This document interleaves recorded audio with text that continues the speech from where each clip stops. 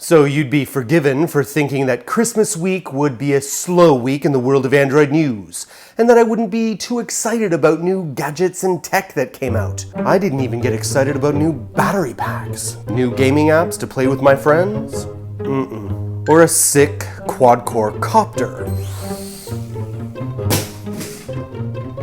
Ouch. And then news came from the Google Play Store that shook the world. Let It Go from the hit movie Frozen is now free for download. Dad, I need to get in the shower sometime today. Own who you are. If you are a musical theater diva from hell, own it! Okay, there actually was some real Android news this week, despite it being Christmas, and we'll start with OnePlus versus Micromax. A judge in India has lifted the sales ban on OnePlus One Android smartphones in India. But is it enough to win the war?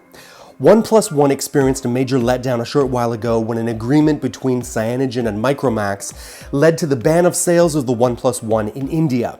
Now, today's decision does not fully overcome the problems of the OnePlus team and its customers. Instead, we are seeing a temporary lift of the sales ban and nothing more.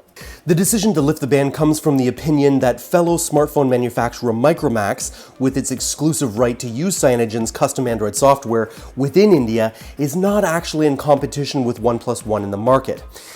Micromax primarily produces phones for the low-end market, where OnePlus One has been deemed to target the high-end market. Let's just hope this doesn't turn out to be a long, drawn-out battle like Apple versus Samsung.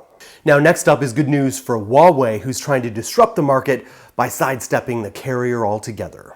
Huawei's Honor brand of smartphones has seen a massive jump in sales from 1 million units per year to 20 million. According to a report by Reuters, Huawei has managed this by emulating the disruptive online strategy of Xiaomi. However, there is an interesting side effect that could have an impact on all smartphone makers, not just those in China.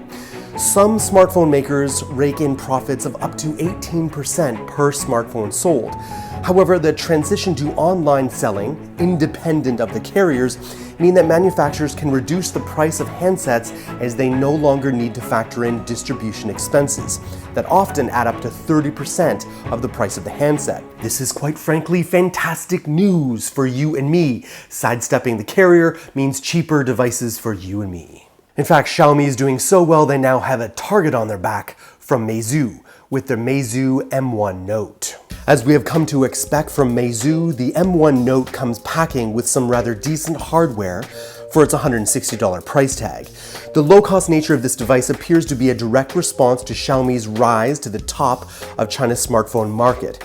Even the M1 Note name shares some similarities with Xiaomi's hugely popular Redmi Note. The M1 Note sports a 5.5-inch 1080p display at 403 ppi. It sports a MediaTek octa-core processor, 2 GB of RAM, 16 to 32 GB of internal storage, a 13 megapixel camera, and a front megapixel front-facing camera with a large 3140 mAh battery. It is also a dual SIM card phone. Now you should note it does lack a micro SD card slot and a fingerprint scanner, but for the price, come on. And to top it all off, I now know the secret to getting crazy free press and coverage. Threaten to kill a dictator in a poor B-level movie. In fact, the movie The Interview is top of YouTube's Popular Right Now chart after being released online December 24th through 4 digital channels: Google Play, SeeTheInterview.com, Xbox, and YouTube Movies. Thanks for watching, Android Army. My name is Jayce. I'd love to connect with you right here on Google Plus or Twitter. I read all my comments and app replies, and I respond to as many as I can. You don't want to forget about my brothers, my brethren in Android, Josh, Joe, and the Tech Ninja, Kevin, Lonnie, Chris, Gary, and Ash. All working real hard to deliver the very best content on the web. I shall see you next week on Android Weekly.